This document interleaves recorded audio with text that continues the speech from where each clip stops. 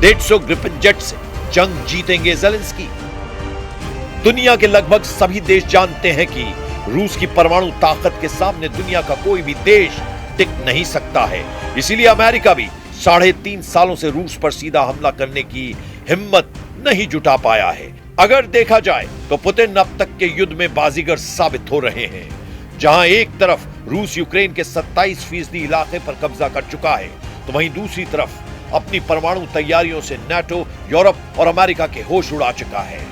आप इसी से अंदाजा लगा सकते हैं कि रूस को जहां चीन, ईरान और उत्तर कोरिया से सीधी जंगी मदद मिल रही है, यही वजह है कि अब ज़ेलेंस्की ने अमेरिका के साथ साथ यूरोपीय देशों से ऐसे फाइटर जेट खरीदने का मन बना लिया है जो रूस यूक्रेन जंग में गेम चेंजर साबित हो सकता है। Tomahawks harm us? They can. We'll be shooting them down and improving our air defense systems. Несет ли это ущерб нашим? Will this damage our relations with the US, which are now seeing some light at the end of the tunnel? Of course it will. Конечно, нанесет. But how could it be otherwise? Using Tomahawks without the direct participation of American military personnel is impossible. ये तस्वीरें Sweden की हैं, जहां Zelensky fighter jet Gripen खरीदने के लिए उतावले नजर आ रहे हैं। यूक्रेनी राष्ट्रपति व्लादिमीर ज़ेलेंस्की 22 अक्टूबर को स्वीडन में थे, जहां उन्होंने एक लेटर पर हस्ताक्षर किए जिसके तहत यूक्रेन 150 ग्रिपेन लड़ाकू विमान खरीद सकता है और उन्हें उनमें से एक में बैठने का अवसर भी मिला। ज़ेलेंस्की ने दक्षिण स्वीडन के लिंकोपिंग में स्वीडिश प्रधानमंत्री ओल्फ क्रिस्टर्सन से बातचीत की और ग्रिपेन लड़ाकू विमान बनाने वाली साब कंपनी का दौरा किया, जो JAS 39 ग्रिपेन लड़ाकू विमान, ग्लोबल आई निगरानी विमान, मिसाइल प्रणाली, टैंक रोधी पैदल सेना हथियार और दूसरे हथियार बनाती है। ज़ेलेंस्की ने MOU पर हस्ताक्षर कर दिए हैं। इसके तहत यूक्रेन आने वाले सालों में 150 तक advance Gripen E fighter jets खरीद सकता है। ये घोषणा यूक्रेन के राष्ट्रपति व्लादिमीर ज़ेलेंस्की की स्वीडन यात्रा के दौरान की गई, जहां उन्होंने स्वीडिश प्रधानमंत्री ओल्फ क्रिस्टर्सन से मुलाकात की थी। दोनों नेताओं ने स्वीडन के शहर लिंकोपिंग में इस समझौते को किया है।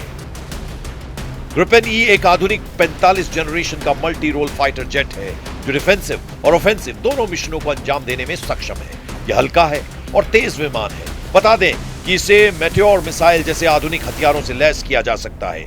ग्रिपेन ई वर्जन में नया शक्तिशाली इंजन, एडवांस रडार और बेहतर एवियोनिक्स सिस्टम दिया गया है। स्वीडिश वायुसेना ने भी इसे हाल ही में अपने बेड़े में शामिल कर लिया है। राष्ट्रपति ज़ेलेंस्की का कहना है कि यूक्रेन कम से कम 100 ग्रिपेन जेट्स खरीदने की योजना बना रहा है। उन्होंने बताया कि यूक्रेनी पायलट्स पहले से ही स्वीडन में ग्रिपेन पर ट्रेनिंग शुरू कर चुके हैं। आगे उन्होंने कहा, हमें पता है कि हम किसके खिलाफ लड़ रहे हैं और ग्रिपेन हमारे लिए दुनिया के सबसे बेहतरीन लड़ाकू विमानों में से एक है। वहीं स्वीडन के प्रधानमंत्री ने कहा कि ये सबसे आधुनिक ग्रिपेन वर्जन है। इसकी प्रोडक्शन अभी लिमिटेड है। उन्होंने कहा कि पहली डिलीवरी अगले सालों में शुरू हो सकती है। Видим, что в Европейском Союзе не могут смириться с усилиями нашей страны, наших партнеров, других стран мира по регулированию украинского кризиса и не скрывают намерений сорвать вот эти тенденции к миру, к мирному процессу, поживиться за счет российских суверенных активов. Незаконного присвоения процентов от так называемых сверхдоходов экспроприаторам оказалось мало. Теперь речь идет о прямой конфискации значительного объема принадлежащих Банку России средств, так сказать, зависших на счетах в бельгийском депозитарии Euroclear с марта 22 года. रूस पर सख्त प्रतिबंध, युद्ध से करेंगे ट्रंप फैसला। लगता है ट्रंप को भी एहसास हो चुका है कि पुतिन को झुकाना इतना आसान नहीं है जितने दावे किए जा रहे थे। यही वजह है कि ट्रंप ने टैरिफ वॉर के बाद रूस पर सीधा हमला कर दिया है।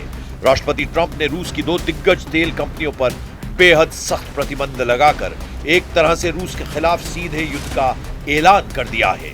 रूसी राष्ट्रपति की जिद और तत्काल युद्ध विराम की बात न मानने पर अब अमेरिकी प्रेसिडेंट डोनाल्ड ट्रंप एक बार फिर रूस के खिलाफ तगड़ा एक्शन लेने के लिए तैयार है।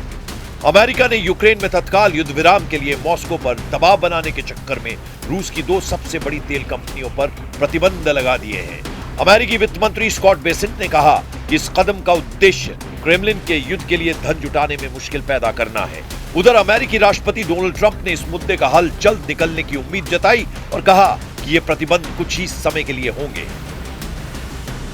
अमेरिका ने 22 अक्टूबर को रूस की दो सबसे बड़ी तेल कंपनियों रोसनेफ्ट और लुकोइल पर प्रतिबंध लगाने की घोषणा की ताकि मॉस्को पर तुरंत युद्ध विराम पर सहमत होने का दबाव बनाया जा सके। यह कदम अमेरिकी प्रेसिडेंट डोनाल्ड ट्रंप द्वारा यह कहे जाने के बाद उठाया गया है कि यूक्रेन युद्ध को लेकर रूसी प्रेसिडेंट पुतिन के साथ उनकी अब तक की बातचीत का कोई मतलब नहीं निकला और यह बेकार रही।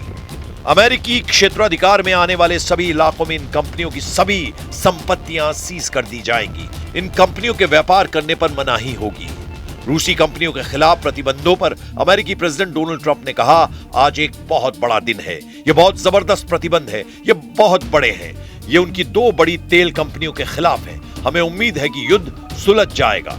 ट्रंप ने कहा कि हम युद्ध को खत्म करना चाहेंगे। मुझे लगता है कि ये दोनों इस समय शांति चाहते हैं। लगभग 4 साल हो गए हैं। अगर मैं राष्ट्रपति होता तो ये कभी शुरू ही नहीं होता।